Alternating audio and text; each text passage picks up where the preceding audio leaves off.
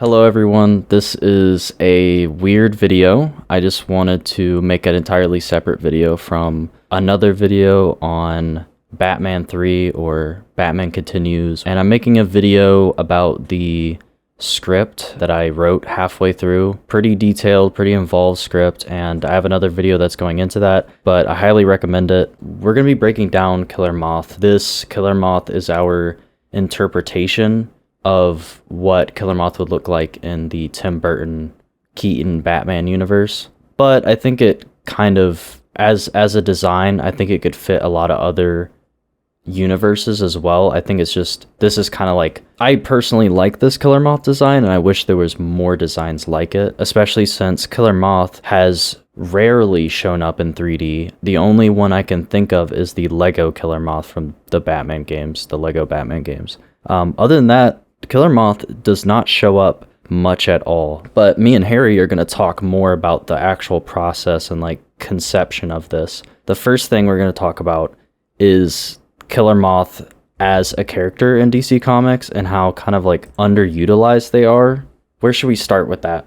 Well, I'm going to say this first, right? I looked this up. Killer Moth was made in 1951, and I feel like a lot of people don't even know that. Like, I feel like people think he was in with the 60s when all those golden age, or not golden age, was it silver age characters were coming in, like people like the Penny Plunderer and the Eraserhead and all that stuff.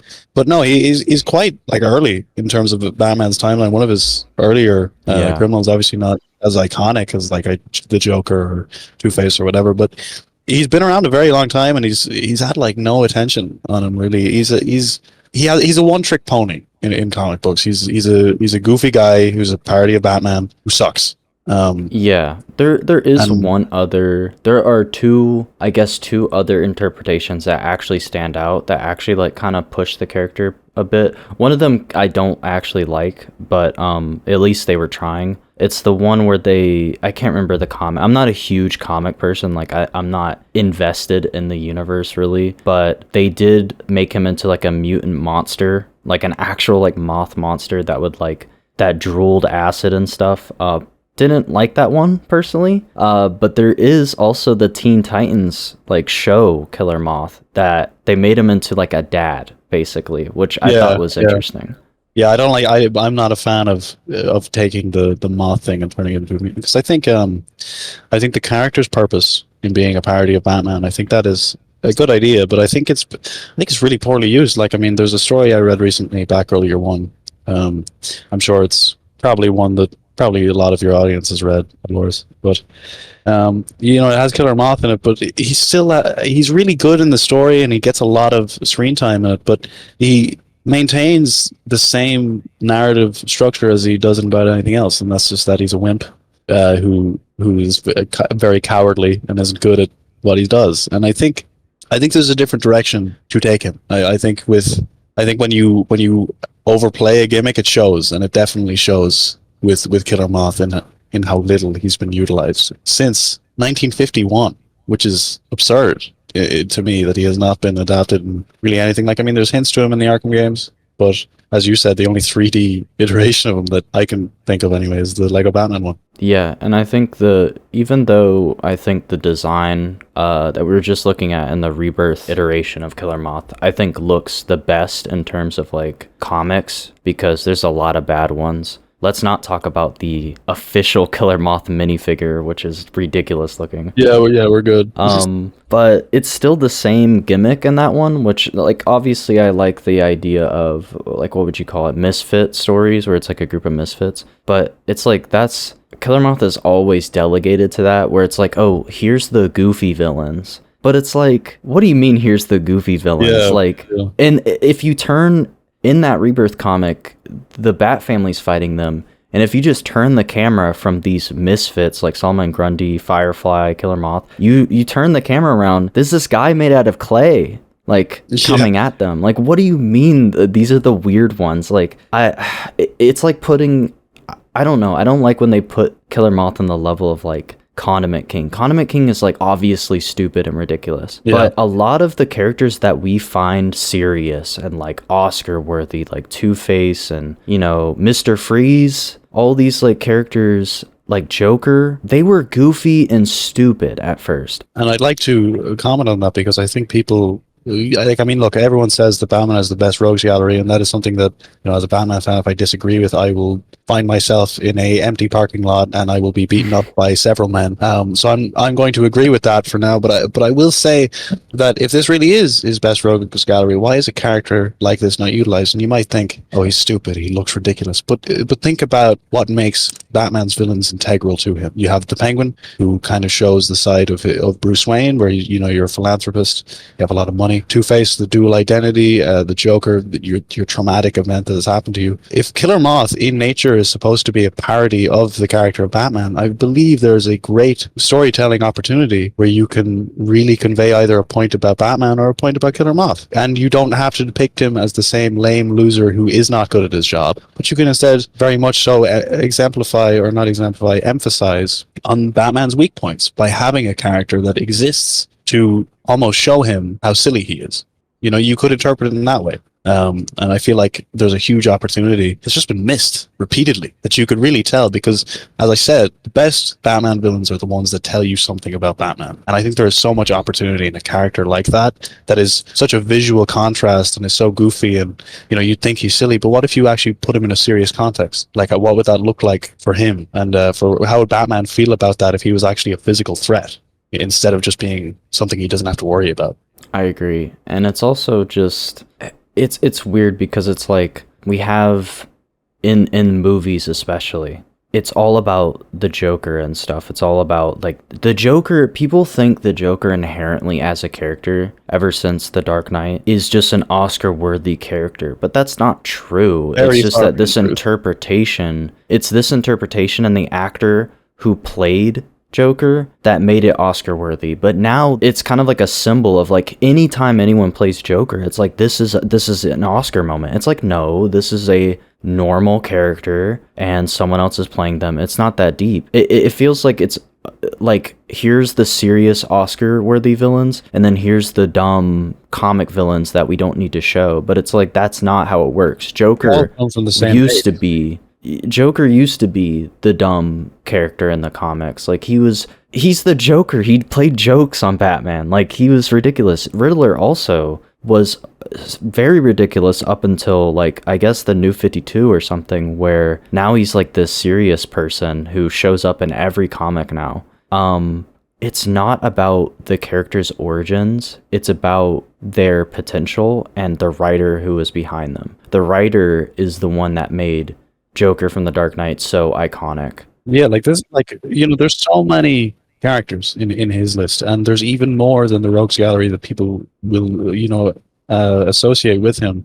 And there's a countless amount of them that you can, like, go through. And I genuinely believe that DC or whoever's writing Batman, I don't think anybody's in a position to make a new character until you sift through the ones that you made 50 fucking years ago and figure out what you can make out of them. Because I genuinely believe that, like, I mean, comic books started off being mainly targeted towards children, and that was the medium. But now you have different things like DC Black Label, where you're able to tell much more adult themes and much more adult stories, where a character like this can be changed for the better, and really add more stakes to a character. And I just think right now, as we're getting tired of Batman's villains, and people are not sure who's going to be adapted in the next film, and people are kind of annoyed at who's going to be adapted in the next film because they know realistically it'll probably be someone they've seen before. And I think really what we should be focusing on in comics is maybe bringing some of these guys back. Not even just Killer Moth. Like, I mean, Killer Moth is obviously one of my personal favorites just because of his design and because of the Lego Batman game, and I've always just had a little soft spot for him. But even the other ones, like, bring back the Eraser, bring back maybe don't bring back Penny Plunderer. Maybe he can stay where he is. I think we need Anarchy more too, because we need Anarchy. Anarchy showed up in, like, Arrow or something, but I can't remember any time Anarchy's been done especially well. Arkham Origins had him, but it was such a baseline generic version of Anarchy. Yeah, very much so. And his design in comics is awesome. The all white. Yeah, and the gold mask, and he has a bunch of outfits that I think could have worked really well. And that's why the Batman had a red color scheme for the branding. Anarchy, they missed out. They missed out. Green does not go with red. They're literally opposites. Yeah, they're quite literally. Yes, so Now we're going to talk about the Batman, I guess the Tim Burton Batman universe. I don't like just attributing to Tim Burton because obviously so many people worked on that. How many other names? When you want to credit the masterful visual direction and the like, a lot of people you can watch those films in one perspective where you just enjoy it start to finish, but when you really think about it, so many of those backdrops are actual paintings designed by Anton first, and like there's so many other just wonderful artists that worked on that should not just be all put under the name Tim Burton by any means. Sam Hamm, who wrote the Absolutely. script and wrote the original drafts of Batman Returns. All of these different things really combined in this wonderful aesthetic element that, of course, was headed by Tim Burton. But I think it's important to remember the other people who had a hand in it. Yeah, it's kind of like the Nightmare Before Christmas where Tim Burton had nothing to do with it. Yeah, literally. But he's accredited to it.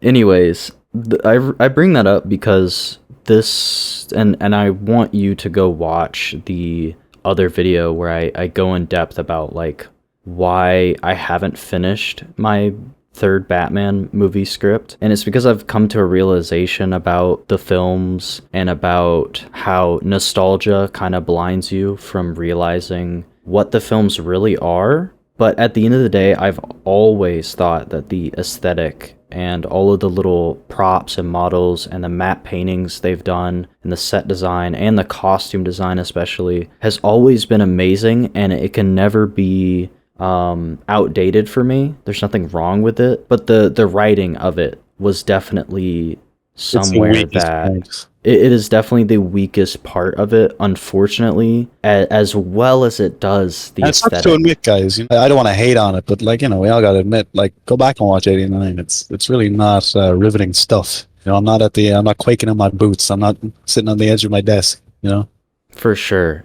I also shout out to Danny Elfman's soundtrack because that soundtrack it elevates it to an insane degree. It is still probably my favorite film soundtrack ever. Those two movies set up a lot of things that I believed in this third movie could be fixed in a way, kind of like a in-universe, kind of just like fixing up the movies. Obviously, we can't go back and change them. I wanted to take the failures of those movies and write a script that kind of directly commented on them instead of ignoring them. And there's a lot of just yeah, and there's just a lot of stuff that happens in both movies that make no sense character-wise, and Bruce Wayne as a character is this kind of blank slate. Like, I don't really know what he believes. He's a hypocrite.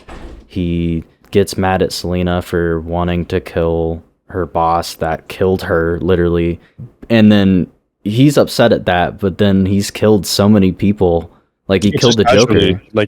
Very, very casually. Sometimes as a joke, like just random goons. But he gets upset. Like, when the narrative wants you to care, then he's upset, and it's kind of ridiculous. Also, there's a lot of just kind of outdated sexual stuff in Batman Returns that I can't really defend anymore. I don't really know why it's in there. There's three main villains. It is Mad Hatter, Two-Face, and Killer Moth. Mad Hatter is sort of like a kind of like a plot device villain, honestly. They're not really that deep, I don't think, because I want to kind of highlight the two other villains. Two-Face would be a deep villain, which I didn't get to much in the script. They show up more in Act 2 and Act 3. Mad Hatter is the centerpiece that kind of draws the line between all the characters. Mad Hatter is bringing everyone together for like a tea party. Killer Moth, though, is supposed to be a more serious character. They aren't really a joke. This universe is kind of a joke. Everyone looks ridiculous in this universe. So Killer Moth kind of perfectly fits this world. Like, if Tim Burton was going to use anyone, it would be Mad Hatter or Killer Moth. Because, like, it's just ridiculous. It's goofy. It's campy. So I thought this was a great opportunity to take Killer Moth and say something interesting and actually give them a character. Like, what is Jury Walker like outside of the persona? Like, what do they actually do? What is their origin? This is something I don't really know in the comics other than the original, like, rich dude who was copying Batman. And the script also, it really kind of treats Jury as well as kind of a bit of a, not a not a victim, but kind of a recipient of Batman's actions. Because, in the script, everyone in Gotham has kind of viewed everything that's gone on over the last few years with Batman. And Jory Walker has obviously existed in this city. And there's a very good reason why Killer Moth has not happened yet in the script. I don't really know if we're going to talk about spoilers in terms of the script, so I won't go into it. But there's a good reason for why he has not sprang to this life yet. That is established in the script, and he also does have a connection with Bruce Wayne, as well. So, same way he's witnessed Batman be this horrific murderer in his city, he's also had, a lot of playful interactions with the very irresponsible philanthropist Bruce Wayne. So he has a lot of reason to oppose, this iteration of Batman, and a lot of personal reasons for it that I again don't want to spoil because I imagine it'll be talked about more in the actual video. But For sure.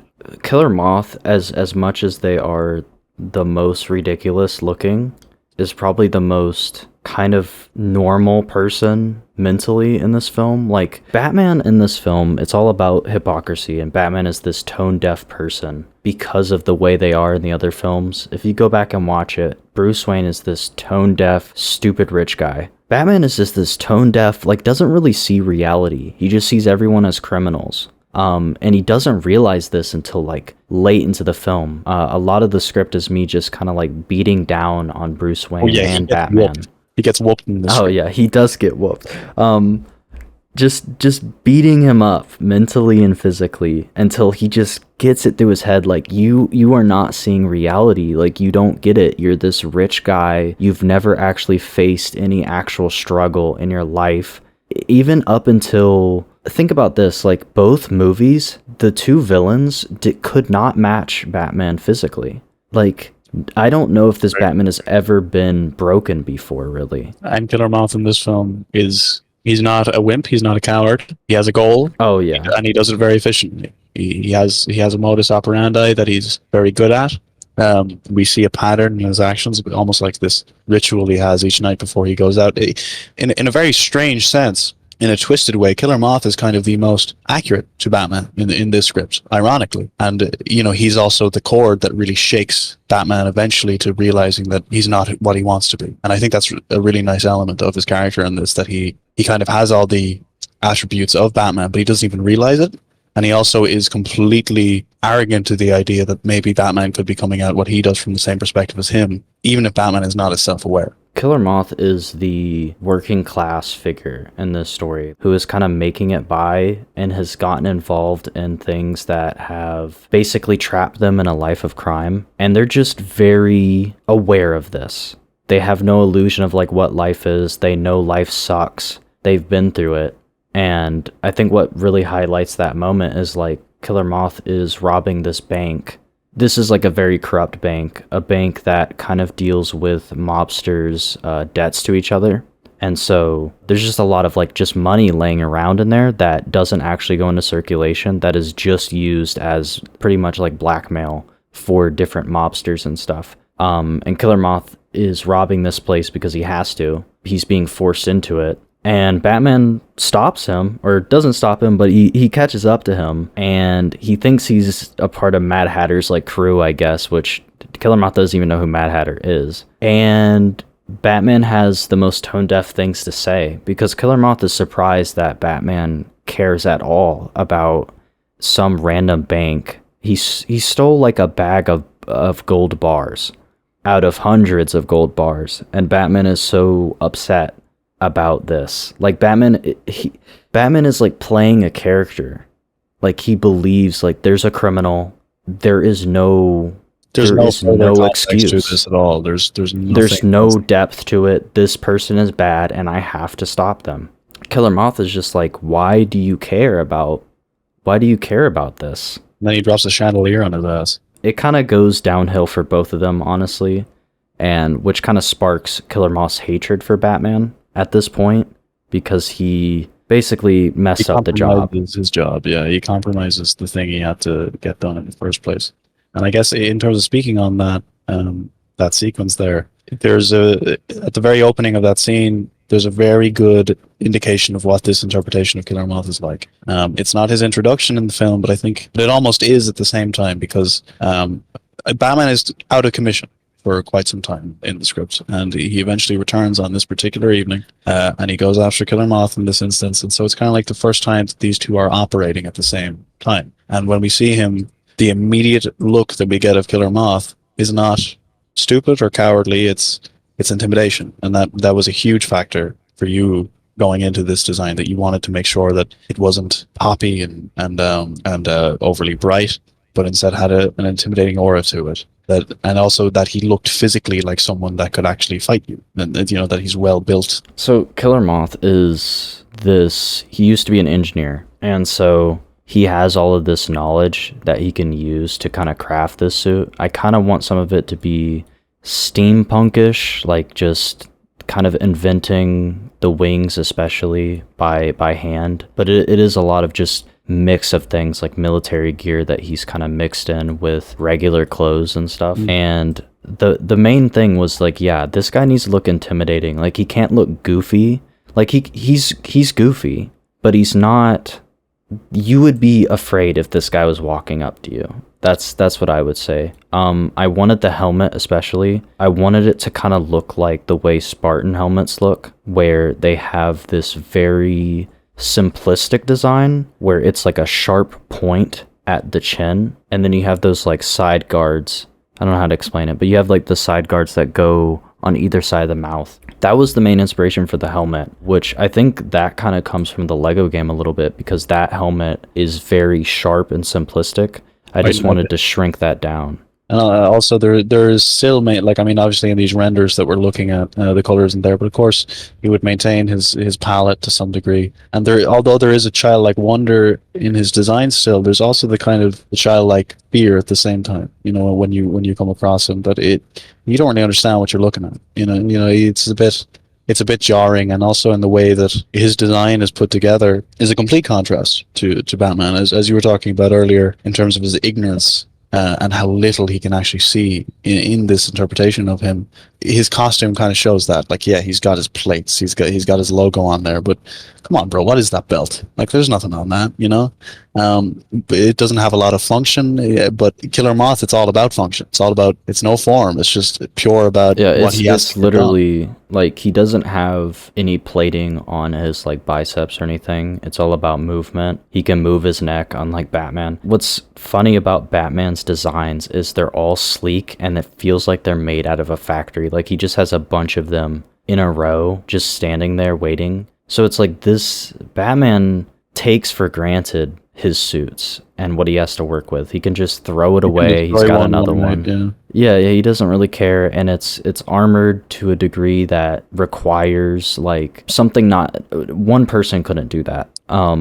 It is like probably developed by Wayne Enterprises or something. It's this sleek material, like military grade material. Killer Moth, on the other hand, is like getting different pieces, like just military, like here's a military like chest plate, here's some pads, and then I'm combining them together. It is literally all about function. Like, this guy is just a heist machine. Like, that's all it is. He is ready to be shot. This is his only suit, but the main piece that was super duper important is the helmet, because I feel like the helmet is messed up so often. No red eyes. Yeah, no red eyes. Also, a lot of comic artists like to give Killer Moth like a beak almost, which I've never understood, because like, does anyone know what a moth head looks like? Not really. They don't have a beak, I'll tell you that. And so they have the mandibles though. A lot of interpretations, like my favorite illustration of Killer Moth has to be the Arkham Asylum like character bio one. It is incredible. It's unique. It has those like fur like parts on the neck, and it also has them on the gloves. Love that. I kind of wanted to stray away from that because I knew that was kind of like the standard. And someone's already done a 3D model of that actually, and it looks amazing. So I wanted to kind of stay away from that. With this helmet, instead of having the mandibles come out, like I said, I wanted it to be more like a Spartan helmet, where it's not as much curvy, because in my mind, curvy is less intimidating. When you have something that's sharp, it's scary. And so from a front view, it's very sharp. From the side view, it almost looks like Red Hood almost. It's very simplistic, straight to the point. No pun intended.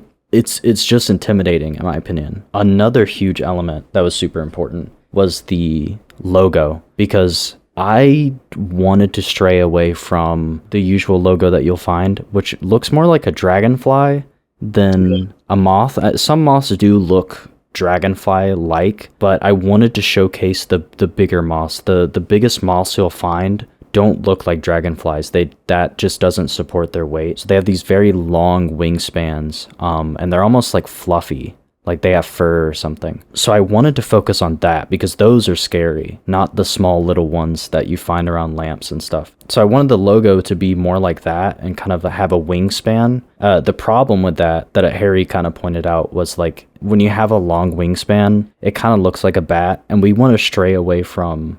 We don't want this guy to be. He's not really a copycat of Batman.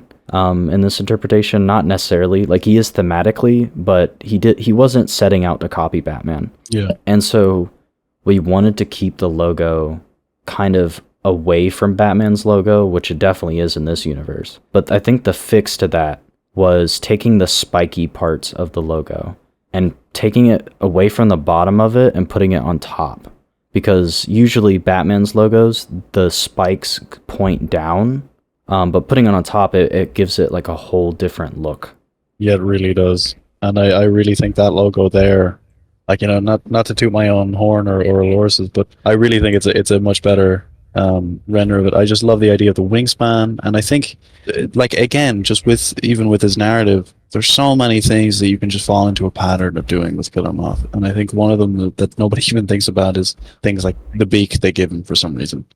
He's not a pelican. Like, I don't know why they keep doing that. And the logo as well, which, as you said, doesn't really resemble an actual moth. Like, it doesn't really look like that. And also an aspect in the scripts that I don't necessarily want to explain in absolute detail, but this character is coming from a place of very emotional inspiration that is very close and dear to him, but also from a physical restraint that he has that involves his eyes and their reaction to light. And it is an actual condition, isn't it?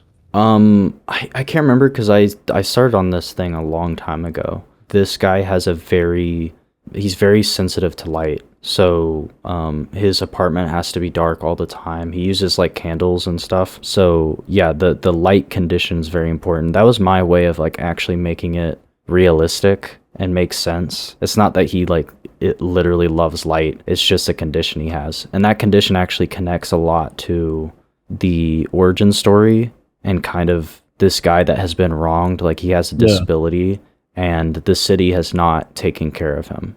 It's a story of him taking this handicap and turning it back onto the city. And I think it's kind of similar to Batman in that way, but it's also totally different in the same way because, that's not something Batman ever has to be concerned with. And I love that connection between that and his character, because I think with Killer Moth, again, there's a lot of repetitive things you can do, like he's shining a light, he'll follow into it or whatever. But I like the idea that it's twisted in that way where, he's a moth, but light is kind of the thing that breaks him. I think that's a really interesting aspect. Because I also think it kind of makes him align a bit more with Batman that way. Batman's this nocturnal entity of the night, while Killer Moth is not an entity of the night by choice. He kind of has to be. There's also a contrast where like bats are supposed to be like hiding in the dark and not being seen, but Batman always finds a way to become like a famous person in this city and is constantly, like talking to the mayor and showing himself all the time. He is this kind of like political figure in the city.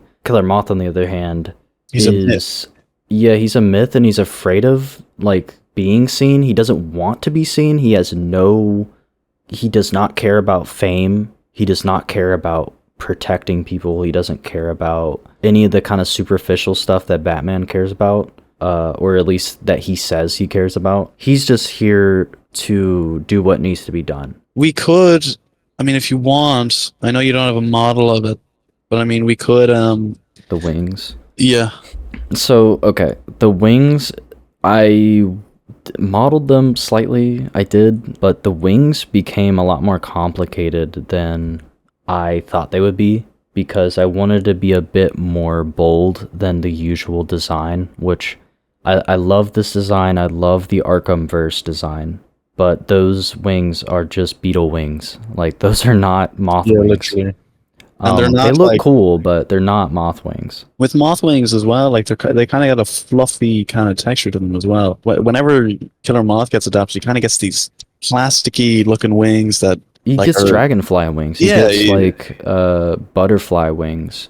A lot of them have patterns on them that they use to like trick predators and stuff. And so I really wanted to do something with that. Like instead of taking the easy way out, I wanted to do something more like, I guess it could be compared to like the vulture from the Spider-Man universe. I think the way they did it in the Homecoming was actually kind of cool. It's like this mechanical, but all the feathers are individual. I thought that was cool. man, Vulture, I think, is also like just look at that character in its own right. Look what they did to that character in that movie. Like I'm not necessarily the biggest fan of Tom Holland's series of films, but in terms of what the Vulture usually is in the comic books, like I mean, he's not Liz Allen's father. You know, he usually will work for Oscorp, and then Oscorp will ruin him or whatever. And that is a cliche that is done with basically every single Spider-Man villain. But then in that movie, they gave him a reasonable motive. We understand the character, and they made him intimidated. They didn't make him an old man who's restrained by his age and how he's weathered over time, but instead a man who is incredibly intimidating because of his age and because of the life he's lived, because it just furthers his perspective and that he's not going to stop doing what he's going to do. And I don't understand why the same treatment cannot be applied to a lot of other Batman characters, but Killer Moth especially. Yeah, I think Spider-Man actually, I'm kind of jealous. They get Honestly, bro. a lot of villains. Like in the movies, honestly, no, even in the movies, they do a lot of different villains. Like they had Mysterio and stuff. In the games, they have like Mr. Negative. I never heard of that character before the game. And they just keep cranking out all these villains you've never heard of before. And I kind of wish, yeah, and I wish they would do that with Batman more. Like, they just kind of, it's either Joker, Riddler, or Two-Face. Put Killer Moth in Batman 2 or I end your life. Oh, man, they should. I honestly think they could make that work. I think people's perception of like what realistic means, I have the creativity to see how that could work. Like I can easily see that working. It's just the way you do it. Honestly, genuine. Especially in a world where Batman is presented as seriously as he is in that one. Yeah, I mean, a character that is the complete like opposite of visually anyway. In any universe, any fictional universe of Batman, like Batman is ridiculous. Like that's why I think the realism of like Batman, the Dark Knight and stuff, it's kind of funny in a way because it's trying to be so realistic, but there's no, the idea of a guy dressing up like a bat, there's only so far you can go with realism. Like this, it's still ridiculous. Like I remember in the Batman Begins, he has a belt, that like military metal belt, and then it has like the bat logo on it. Like did they like put that on there? Like why would Batman put the logo on the belt? Like why? It's kind of ridiculous. Like there's only so much realism you could put, and there's a way to add in goofy things but balance it out with enough realism that it works, because I don't think Batman is about realism. I think it's about doing a lot of fantastical things and then relating those things to real life. Killer Moth is man, give him like a solo movie. Like come on. For real, dude. Sony, come on. Sony? Yeah, did you not see their recent masterworks, Madam Web? Yeah. We need a fucking. We need a Mothverse. We need a Madam Web Mothverse where they totally butcher the origin and make it like it's gonna be like the Catwoman movie. That'd be perfect. I think Dolores, fuck Batman Continues. We're gonna go work for Sony and make Moth Killer. That's true. They're not gonna use it anyways. I think that'd be a pretty fire movie. I think I'm already getting the call.